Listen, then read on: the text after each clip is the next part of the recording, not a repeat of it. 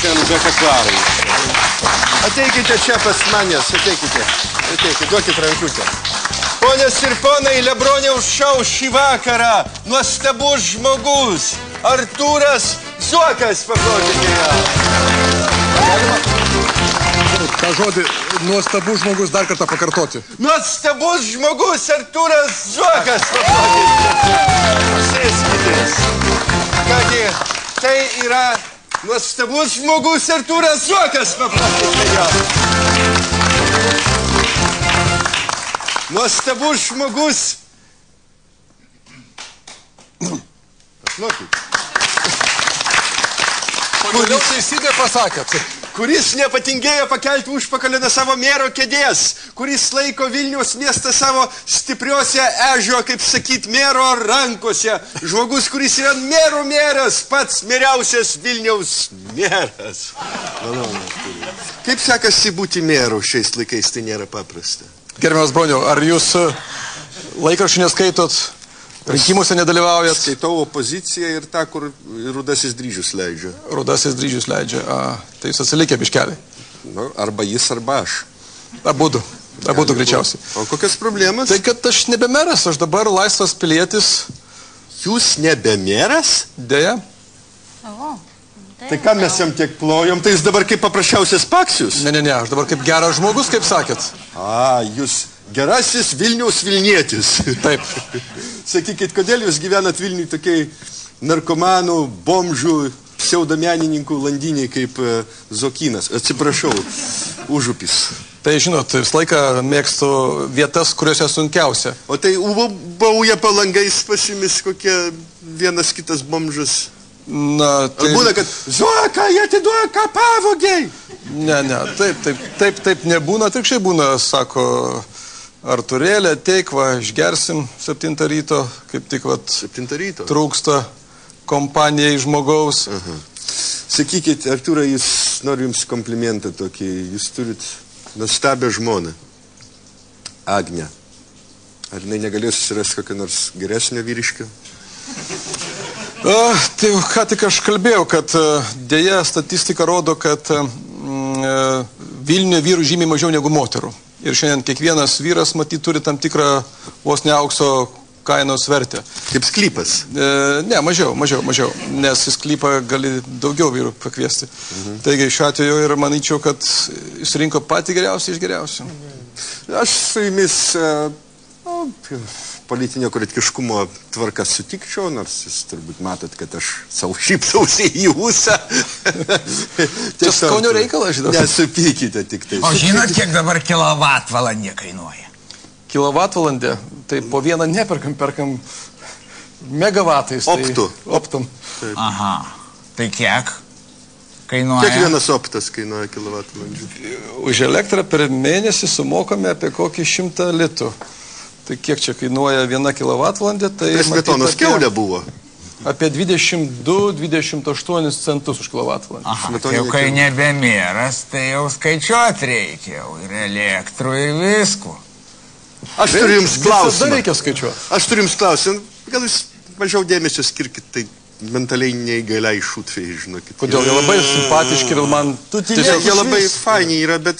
Būtų geriau, kad jų būtų šiek mažiau. Įžūliai kalba, jūs nenorit jam duoti į nosį? Labai daug Matot, laidos vedėjas esu aš. Aš spinduliuoju tą radiaciją, tą charizmatiškumą. Iš dalies šiek tiek ir svečias, aišku, šiuo atveju jūs man netrukdote. Bet jau tie žmonės, būkit geri, mes tiek kartų kalbėjom, būkit piškis santūresni.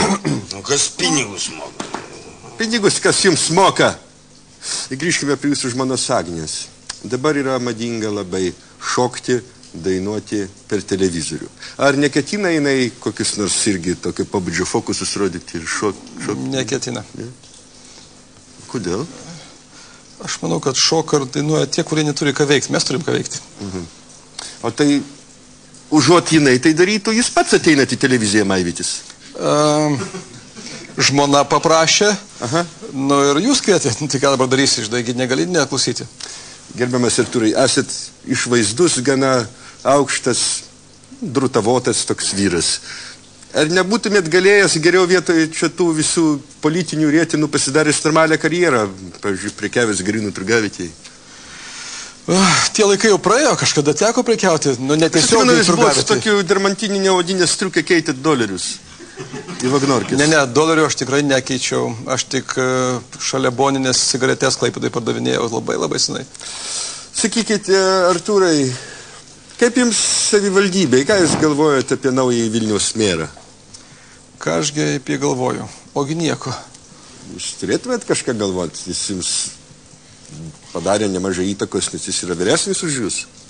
Nu, tai čia ne aš, čia laikas padarė. Aišku, man jo nepasivyt, bet... Man atrodo, ir jam jūsų nepasivyt. Aš noriu jums prisipažinti, bet jūs nesutikit. Aš esu Delfio komentaruose, mano nikneimas Liepsnai. Liepsna? Ne, kitoks. Aš esu parašęs, nu jau tas Zuokas tikras vagis. Tai nepykit, čia aš buvau.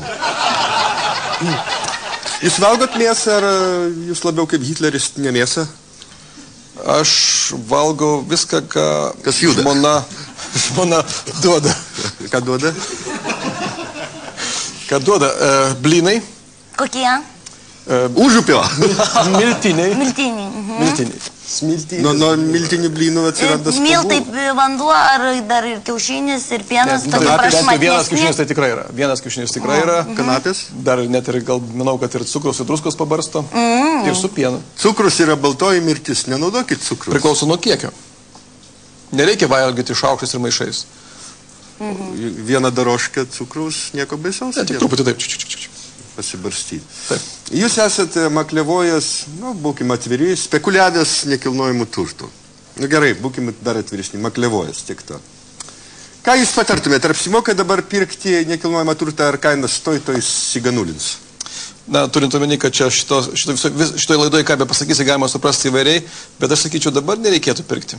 Vienas Lietuvos dienraštis yra neseniai parašęs, kad aš turiu nekilnojimo turto už 70 000 litų.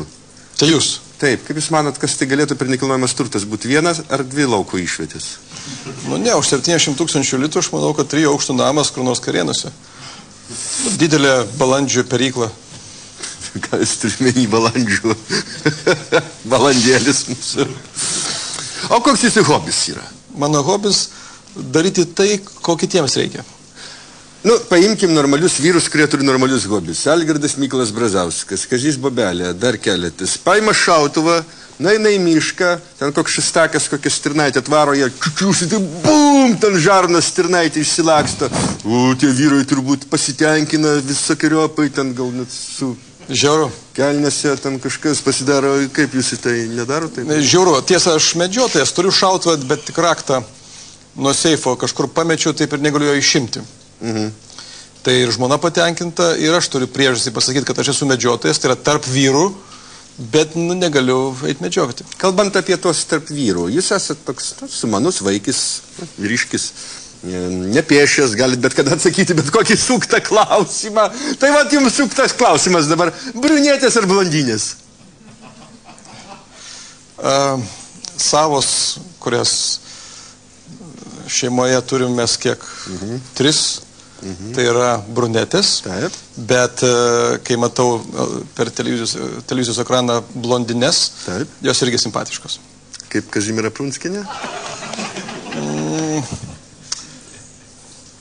Žinot, kiekviename žmoguje gali rasti kažką gražaus. Kiekvienoj Prunskienėje gali pamatyti aušrinę Marinę Paviljoninę. Kiekvienoj blondinėje...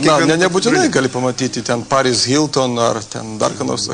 Paris Hilton, sakote. Kągi, paplokite žmogui, kuris lygina Paris Hilton su Kazimiera Prunskienė. Kaip dažnai lankotės kazino ir kiek vat jūs esat pralošęs daugiausiai? Esu pralošęs daugiausiai 100, ne, galbūt daugiau, 200 litų. Kokių tūkstančių, iš kur tiek? Milijonų. Dolerių. Taip. Bet esu gyvenime tik tai 2 kartus buvęs kazino. Jūs atvažiavote į viešbutį, prasilošėt ir išvažiavot. Tai buvo pirmas ir antras kartas. Taip. Jūs painiavą kažkokį įnešti mūsų laidą. Turiu labai jums svarbų klausimą.